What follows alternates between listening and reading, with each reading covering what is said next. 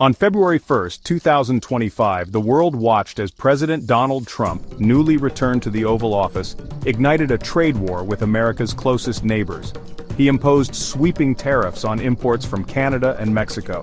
The tariffs, 25% on most goods, sent shockwaves through the global economy. Trump cited fentanyl trafficking and illegal immigration as justification for his actions. He accused both countries of failing to stem the flow of drugs and migrants into the United States. The move was met with immediate condemnation from business leaders and economists. They warned of dire consequences for all three countries. The tariffs, they argued, would disrupt deeply integrated supply chains. This would lead to job losses and price hikes for consumers. Trump, however, remained defiant. He argued that the tariffs were necessary to protect American jobs and security. He vowed to keep them in place until Mexico and Canada agreed to his demands. This decision marked a significant escalation in trade tensions between the United States and its neighbors. It raised serious questions about the future of the USMCA trade agreement. The agreement, negotiated by the Trump administration in 2018, was meant to modernize NAFTA. The tariffs were a stark reminder of the Trump administration's protectionist trade policies. These policies had already strained relations with key allies like China and the European Union. The decision to target Canada and Mexico, however, signaled a new willingness to use trade as a weapon against even the closest of allies.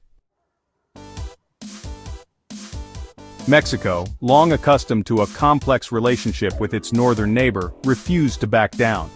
President Claudia Sheinbaum, in a fiery address to the nation, condemned Trump's tariffs as unacceptable and unjustified. She accused the U.S. president of scapegoating Mexico for America's own domestic problems. Sheinbaum announced retaliatory tariffs on a range of U.S. goods. These included agricultural products, steel, and consumer goods. The move was carefully calibrated to inflict maximum economic pain on key Trump constituencies. Mexico will not be bullied, Sheinbaum declared, her voice echoing across the airwaves. We are a sovereign nation, and we will defend our interests.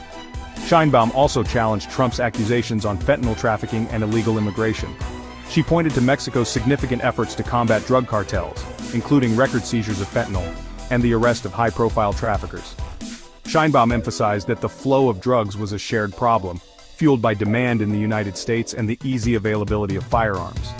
She called for greater cooperation between the two countries to address the root causes of drug trafficking. Canada, often seen as the quieter partner in the North American relationship, was equally swift and resolute in its response.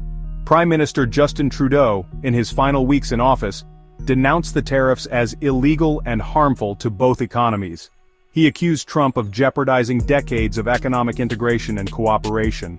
Trudeau announced retaliatory tariffs on a range of U.S. goods. These included agricultural products, manufactured goods, and consumer products.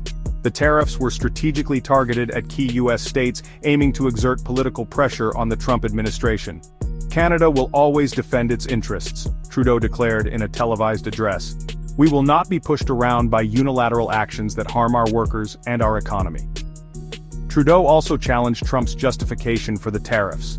He pointed out that Canada was not a major source of fentanyl trafficking into the United States. He emphasized that Canada had a robust border security system and was committed to working with the U.S. to combat illegal immigration. Section 4. Global repercussions, China's opposition and the WTO. The trade war quickly escalated beyond North America. China, already embroiled in a protracted trade dispute with the United States, expressed strong opposition to Trump's tariffs.